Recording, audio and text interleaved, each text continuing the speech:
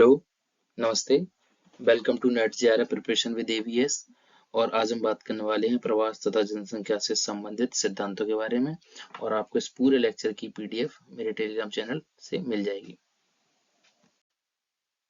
ठीक है, तो शुरू करते हैं।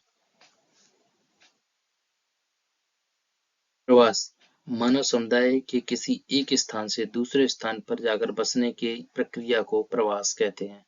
मान लो पहले आप यूपी में रहते थे, पर आप काम के कारणों से या फिर बिजनेस के पर्पज से आप अगर दिल्ली में जाके रहने लगते हैं, तो आप दिल्ली को माइग्रेट कर जाते हैं, तो आप दिल्ली के लिए प्रवासी हो जाएंगे। ठीक है। प्रवास के कारणों को देखेंगे तो भौतिक कारण होते हैं, आर्थिक कारण होते हैं, शैक्षिक कारण, सामाजिक कारण, राजनीतिक कारण और और अन्य कारण भी होते हैं।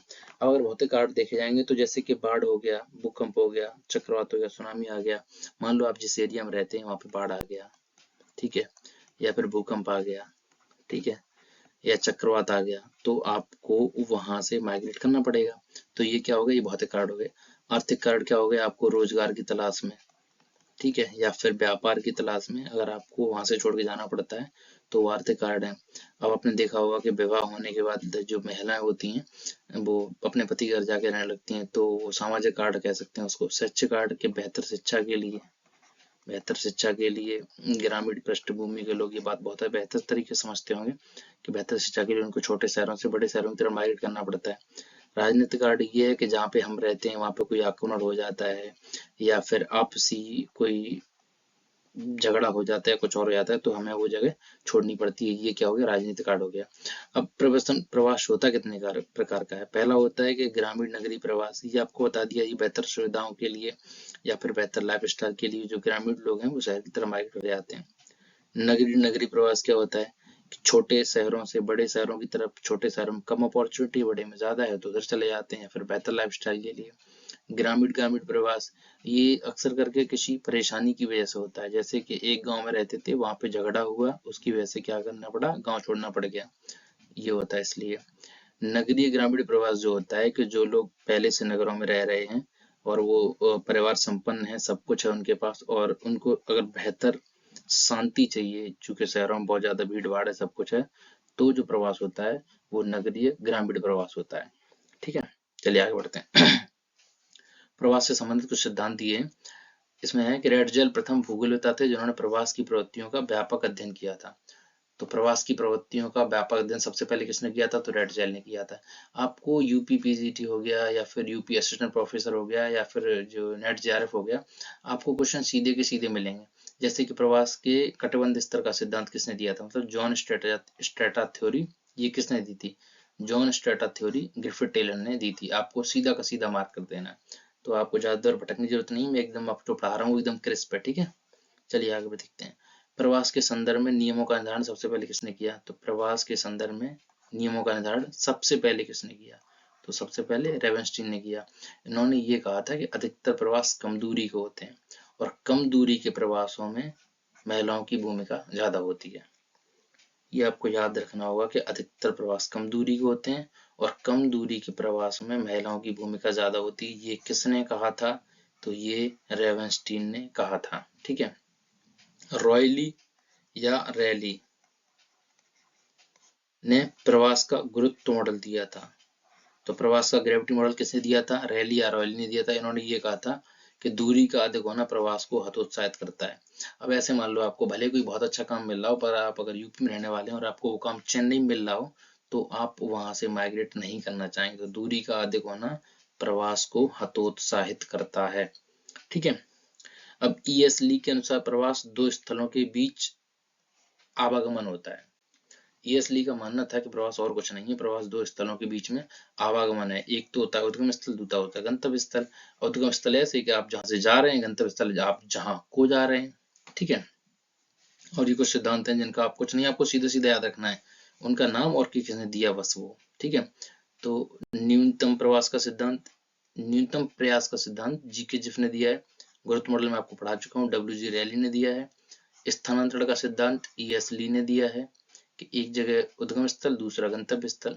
ठीक है, गतिशीलता संक्रमण का सिद्धांत जेलेंस्की ने दिया है। ये जेलेंस्की वो नहीं है जो आप याद रखें कि यूक्रेन के, ये जेलेंस्की भूगोल बताते। ठीक है, स्पर्धात्मक स्थानांतरण मॉडल किसने दिया था, ये स्टोकर ने दिया था। ठीक है, अब देखो ये शब्द हैं कुछ, उत्प्रवास तथा अप्रवास, ठीक है। तो मूल प्रदेश से अन्य प्रदेश में जाना ये उत्प्रवास कहलाता है, और अन्य प्रदेश से मूल प्रदेश में आना ये अप्रवास कहलाता है, ठीक है। अब कुछ सिद्धांत हैं जो जनसंख्या वृद्धि से रिलेटेड हैं, इनको भी ऐसे सीधा सीधा पूछा जाता है कि ये सिद्धांत किसने दिया। तो पहला सिद्धांत है माल्थस का जनसंख्या वृद्धि का सिद्धांत। माल्थस का जनसंख्या वृद्धि का सिद्धांत, माल्थस जो थे वो ब्रिटिश निराशावादी अर्थशास्त्री थे। पहले तो आपको याद रखना होगा क्योंकि नेट जेआरएफ में 2017 के आसपास ये क्वेश्चन पूछा गया था कि माल्थस कहाँ से बिलोंग करते थे। तो माल्थस ब्रिटिश निराशावादी अर्थशास्त्री थे, और इनकी जो पुस्तक आई थी, गलत लिखा है, 1798 में इनकी पुस्तक आई थी, an essay on the principle of population. इनकी 1978 में पुस्तक आई थी, आपको याद रखनी होगी, पुस्तक का नाम याद रखना होगा, an essay on the principle of population. और इसमें इन्होंने ये सिद्धांत दिया था, जनसंख्या का वृद्धि सिद्धांत। और ये जो सिद्धांत दिया था इन्होंने यूरोप के संदर्भ में दिया था, ठीक है।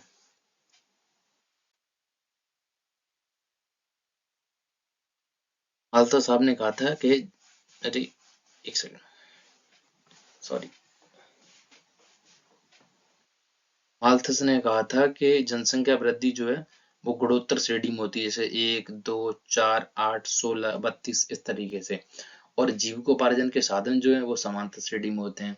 जैसे कि जनसंख्या वृद्धि जो है वो गुणोत्तर श्रेणी में होती है, जीविकोपार्जन के साधन समांतर श्रेणी में होते हैं। जैसे कि जनसंख्या बहुत तेजी से बढ़ेगी जब, लेकिन जीविकोपार्जन साधन उतनी तेजी से नहीं बढ़ते हैं, वो इस क्रम में ही बढ़ते हैं, ठीक है।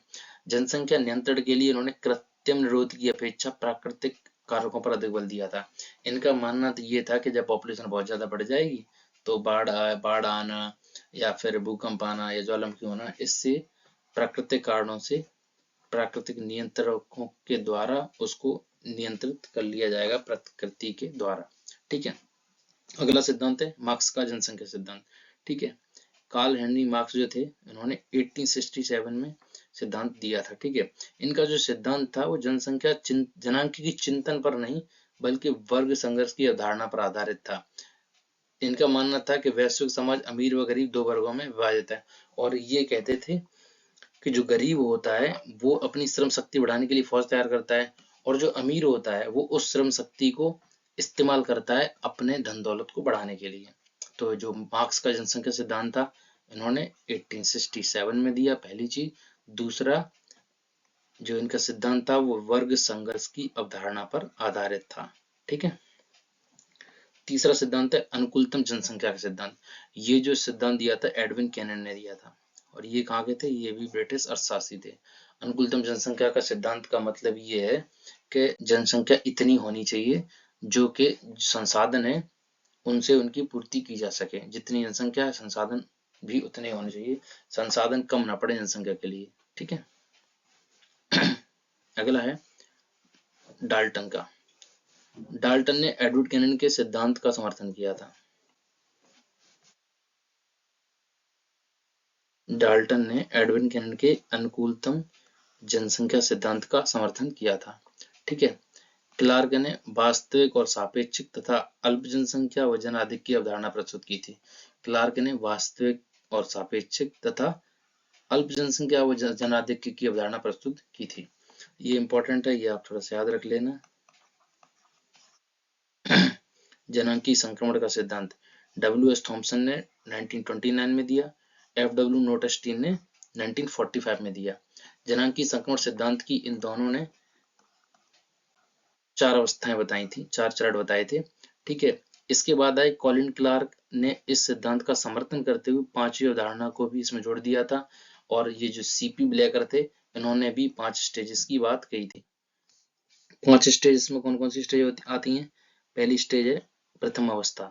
प्रथम अवस्था में क्या होता है कि उच्च जन्म दर होती है, उच्च मृत्यु दर होती है, और इसमें क्या होता है कि जनसंख्या की वृद्धि जो है, या फिर इसको यूं कहें कि जनसंख्या वृद्धि की अस्थिर अवस्था कहा जाता है।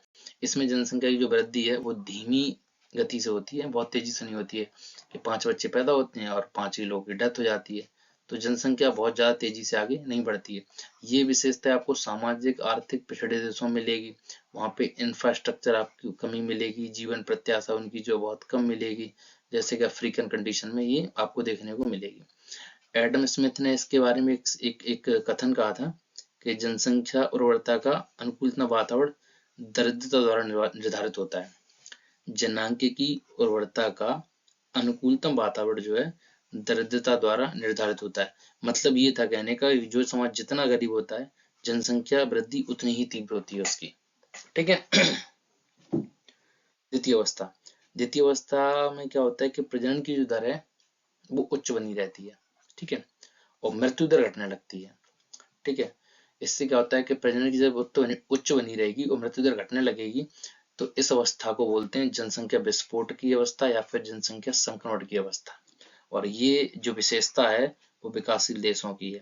यहाँ पे आपको बेरोजगारी मिलेगी, शिक्षा मिलेगी, इंफ्रास्ट्रक्चर की बहुत ज्यादा कमी मिलेगी, खाद्यान्न कमी होगी, सघन जीवन निर्वाह कृषि करी जाती है। ये आपको मिलेगी अफ्रीका में, ठीक है, साउथ अमेरिका के कुछ देशों में और दक्षिण एशिया में भी। ठीक है। तृतीय अवस्था जो है, इसमें क्या होता है कि जन्म दर तथा मृत्यु दर दोनों कम होने लगते हैं। इसलिए इसको जनसंख्या वृद्धि में ह्रास की अवस्था बोलते हैं कि जनसंख्या वृद्धि में कमी आने लगती है। इसमें जनसंख्या या तो स्थिर हो जाती है या इसकी गति मंद हो जाती है। भारत इस तीसरी अवस्था में 1991 में प्रवेश कर गया। ठीक है। इसमें और कौन कौन से देश आते हैं, इजराइल हो गया, स्पेन हो गया, पुर्तगाल हो गया। तृतीय अवस्था में जो मेन इंपॉर्टेंट चीज वो ये होती है, परिवार नियोजन की जो जागरूकता है वो लोगों में बढ़ने लगती है। ठीक है। चतुर्थ अवस्था, जनसंख्या वृद्धि की स्थिर अवस्था बोलते हैं इसको। क्यों स्थिर अवस्था बोलते हैं? क्योंकि जन्म दर तथा मृत्यु दर दोनों ही न्यून हो जाते हैं। तो ये चतुर्थ अवस्था है, इसको जनसंख्या वृद्धि की स्थिर अवस्था बोला जाता है क्योंकि जन्म दर और मृत्यु दर दोनों ही न्यून हो जाते हैं। जैसे आपको मिलेगी G7 समूह है जो, इनमें मिलेगी। ठीक है। पंचम अवस्था क्या होती है? मृत्यु दर। पंचम अवस्था में क्या होता है कि ऋणात्मक वृद्धि होने लगती है। ऋणात्मक वृद्धि क्यों होती है? क्योंकि इसमें मृत्यु दर तो कम होता ही होता है, जन्म दर मृत्यु दर से भी ज्यादा कम हो जाता है। और वहां पे जन्म दर इतना कम क्यों होता है? क्योंकि पारिवारिक संस्थाओं की मान्यता कम होने लगती है, लोग सिंगल रहना पसंद करते हैं और लोग अपने करियर पे इतना फोकस करने लगते हैं कि वो परिवार को आगे बढ़ाने के बारे में बहुत ज्यादा नहीं सोचते हैं। तो वहां पे इसलिए जो ऋणात्मक वृद्धि होने लगती है। दोस्तों, अगर आपको वीडियो पसंद आया और आपको अगर ये वीडियो हेल्पफुल लगे तो प्लीज लाइक करें, शेयर करें और चैनल को सब्सक्राइब जरूर करें। और तब के लिए थैंक यू। और मैं आपके लिए ऐसे नए नए वीडियो लेके आता रहूंगा जो आपको NET JRF, UP PGT, assistant professor, इन सारे एग्जामों में बेहतर परफॉर्म करने में आपकी सहायता करेंगे। टिल देन, थैंक यू, धन्यवाद, ध्यान रखिए अपना।